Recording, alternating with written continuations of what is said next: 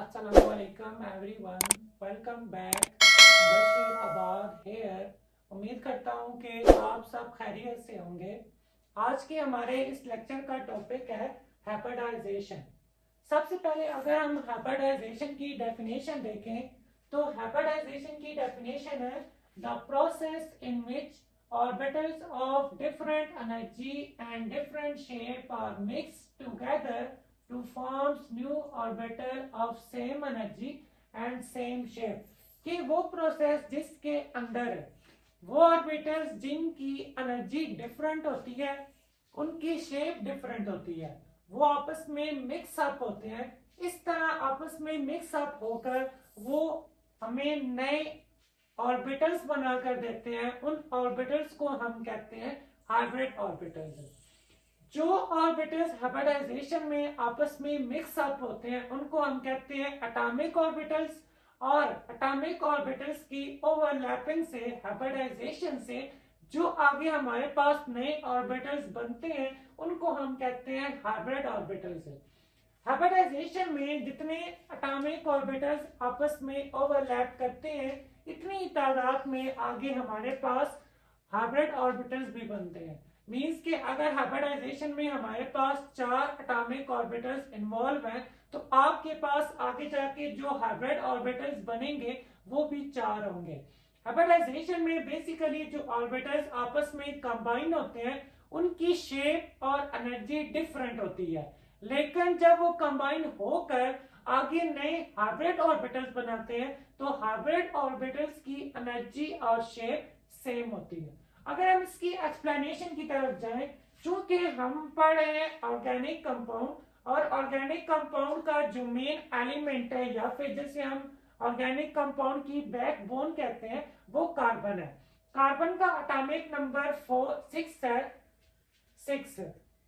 अगर हम उसकी इलेक्ट्रॉनिक कॉन्फ़िगरेशन शेल के लिहाज से करें तो उसके पहले वाला जो शेल है के शेल, उसमें हमारे पास 2 इलेक्ट्रॉन आते हैं। एल शेल में हमारे पास 4 इलेक्ट्रॉन आते हैं। कार्बन में जो एल है वो हमारा वैलेंस शेल है। तो अगर हम कार्बन के वैलेंस शेल की इलेक्ट्रॉनिक कॉन्फ़िगरेशन देखें तो सब शेल में सबसे पहले 2s में हमारे पास 2 इलेक्ट्रॉन है। जो पी सब शेल है उसमें बेसिकली हमारे पास 3 ऑर्बिटल्स इन्वॉल्व होते हैं, px, py और pz। चूंकि हमारे कार्बन के वैलेंस शेल में सिर्फ 4 इलेक्ट्रॉन है, पहले 2 इलेक्ट्रॉन 2s सब शेल में चले जाते हैं, बाकी जो 2 इलेक्ट्रॉन बचते हैं वो p जो ऑर्बिटल्स हैं px और py दोनों में एक एक जाता है। अगर हम इस इलेक्ट्रॉनिक कॉन्फ़िगरेशन के अकॉर्डिंग देखें तो हमें मतलब कि ये लगता है कि कार्बन क्या है, डाइवैलेंट है, कि उसमें 2 जो इलेक्ट्रॉन है वो उसके वैलेंस सब शेल में प्रेजेंट है। लेकिन चूंकि हमें पता है कि कार्बन क्या है, टेट्रावैलेंट है, मतलब कि वो 4 बॉन्ड उसे और चाहिए होते हैं, उसके वैलेंस शेल में 4 इलेक्ट्रॉन प्रेजेंट होते हैं। तो पॉलिंग वो केमिस्ट था जिसने सबसे पहले हाइब्रिडाइजेशन का कंसेप्ट दिया था। पॉलिंग ने ये कहा था कि अगर हम क्या करें कि जो कार्बन के 2s सब शेल में 2 इलेक्ट्रॉन प्रेजेंट है, अगर हम उनको एनर्जी प्रोवाइड करें तो वो क्या करता है, अब उस 2s सब शेल से जंप करके जाता है 2pz ऑर्बिटल में।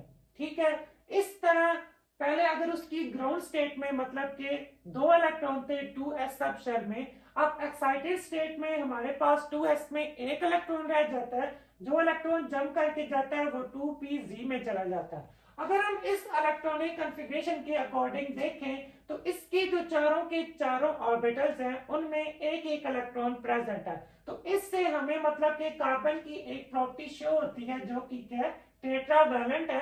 मींस के कार्बन के वैलेंस शेल में 4 इलेक्ट्रॉन है और वो चारों के चारों इलेक्ट्रॉन बॉन्डिंग में यूज करता है। अब हम बात करते हैं हाइब्रिडाइजेशन की टाइप्स की। अगर हम टाइप्स देखें हाइब्रिडाइजेशन की तो उसमें हमारे पास डिफरेंट टाइप्स हैं। सबसे पहले हमारे पास आती है sp3, second one sp2, third one sp, fourth one dsp3, fifth one d square sp3, d2sp3।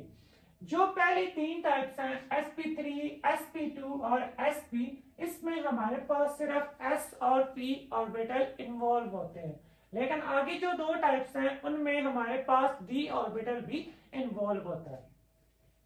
सबसे पहले हम बात करते हैं sp3 हाइब्रिडाइजेशन की।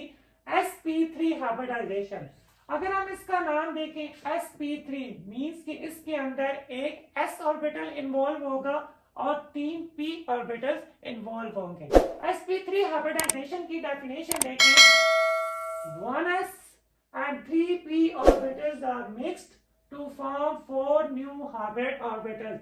sp3 हाइब्रिडाइजेशन में 1s और 3p ऑर्बिटल्स आपस में मिक्स अप होते हैं। इस तरह आपके पास 4 न्यू हाइब्रिड ऑर्बिटल्स बनते हैं। क्योंकि हमारे पास s एक था, p 3 थे, 3 और 1 4, 4 एटॉमिक ऑर्बिटल्स आपस में ओवरलैप कर रहे हैं। इसका मतलब आगे जाके आपके पास जो हाइब्रिड ऑर्बिटल्स बनेंगे वो भी कितने होंगे, 4 होंगे। sp3 हाइब्रिडाइजेशन में एक हमारा s ऑर्बिटल इन्वॉल्व है और 3 हमारे p ऑर्बिटल। जो p सब शेल होता है बेसिकली उसके हमारे पास 3 आगे जाके ऑर्बिटल्स होते हैं, s का कोई ऑर्बिटल नहीं होता। अगर हम s से ऑर्बिटल या उसके सब शेल की बात करें तो उसकी जो शेप होती है वो स्फेरिकल होती है। p जो सब शेल है उसके 3 ऑर्बिटल्स हैं, ठीक है। तीनों ऑर्बिटल्स की जो शेप है वो डंबल होती है। 3 ऑर्बिटल्स कौन कौन से हैं, px, py और pz। sp3 हाइब्रिडाइजेशन में 1s और 3p एटॉमिक ऑर्बिटल्स आपस में ओवरलैप करते हैं। इस तरह आगे जाके आपके पास जो एक नया स्ट्रक्चर या ज्योमेट्री या कंपाउंड बनता है, ठीक है, उसकी जो शेप होती है उसे हम कहते हैं टेट्राहेड्रल। sp3 हाइब्रिडाइजेशन में आगे जो कंपाउंड बनता है उसकी जो शेप होती है वो टेट्राहेड्रल होती है और उसके अंदर जो बॉन्ड एंगल होता है वो 109.5 डिग्री होता है। अगर हम sp3 हाइब्रिडाइजेशन की एग्जांपल देखें तो हमारे पास जो मेन एग्जांपल है वो मीथेन है। मीथेन का मॉलिक्यूलर फार्मूला है CH4। क्योंकि इसमें जो मेन एलिमेंट है वो कार्बन है, तो लाइक जिस तरह हमने ऊपर उसकी इलेक्ट्रॉनिक कॉन्फ़िगरेशन लिखी थी, सबसे पहले हम ग्राउंड स्टेट में उसकी इलेक्ट्रॉनिक कॉन्फ़िगरेशन लिखते हैं। तो 1s में हमारे पास 2 इलेक्ट्रॉन है, 2s में 2 इलेक्ट्रॉन और इस तरह जो p के 3 ऑर्बिटल्स हैं उनमें से px और py में एक एक इलेक्ट्रॉन प्रेजेंट है। जब हम क्या करते हैं उसकी एक्साइटेड स्टेट में इलेक्ट्रॉनिक कॉन्फ़िगरेशन लिखते हैं तो हमारे पास एक्साइटेड स्टेट में क्या होता है कि 2s में से एक इलेक्ट्रॉन हम जंप करवाकर 2pz ऑर्बिटल में ऐड करते हैं। इस तरह हमारे पास 2s, 2pz, 2py और 2px, 2py और 2pz, इस तरह हमारे पास जो 4 ऑर्बिटल्स है वो पार्शली हाफ फिल्ड है, मतलब कि चारों के अंदर एक एक इलेक्ट्रॉन प्रेजेंट है। और हम पढ़ रहे हैं sp3 हाइब्रिडाइजेशन, इसका मतलब इसमें जो हाइब्रिडाइजेशन में हमारे पास ऑर्बिटल्स इन्वॉल्व होंगे वो 2sp होगा, 2px, 2py और 2pz। अगर हम हाइब्रिडाइजेशन स्टेट में देखें तो हम इन चारों ऑर्बिटल्स को हाइब्रिडाइजेशन में यूज करेंगे। इसमें हमारे पास एक s है और 3 हमारे पास क्या है, p ऑर्बिटल्स है। मीथेन के अंदर जो कार्बन है, कार्बन के 4 ऑर्बिटल्स आपस में ओवरलैप करते हैं। इस तरह आगे जाके जो हाइब्रिड ऑर्बिटल्स बनते हैं वो 4 होते हैं। इस तरह कार्बन के जो 4, ठीक है, 4 ऑर्बिटल्स बनते हैं चारों कोने पे।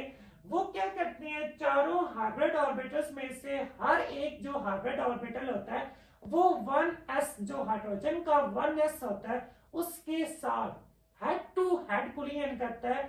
अब हमारे पास 2 तरह के मतलब के बॉन्ड बनते हैं, एक होता है सिग्मा बॉन्ड और दूसरा होता है पाई बॉन्ड। अगर ऑर्बिटल्स आपस में हेड टू हेड कोलिजन से करें तो इस तरह आपके पास जो बॉन्ड बनता है उसे हम कहते हैं सिग्मा बॉन्ड। लेकिन जब ऑर्बिटल साइडवेज ओवरलैप करते हैं, मतलब कि साइड से आपस में ओवरलैप करें, तो इस तरह जो आपके पास आज बॉन्ड बनता है उसको हम कहते हैं पाई बॉन्ड। लेकिन कार्बन मीथेन की एग्जांपल में कार्बन के जो 4 हाइब्रिड ऑर्बिटल्स है वो चारों के चारों आगे एक एक हाइड्रोजन के साथ, हाइड्रोजन में एक इलेक्ट्रॉन प्रेजेंट होता है, मतलब कि 1s1। तो कार्बन का हर एक हाइब्रिड ऑर्बिटल एक एक हाइड्रोजन के साथ हेड टू हेड कोलिजन करता है। इस तरह मीथेन के स्ट्रक्चर में कार्बन 4 सिग्मा बॉन्ड बनाता है, किसके साथ?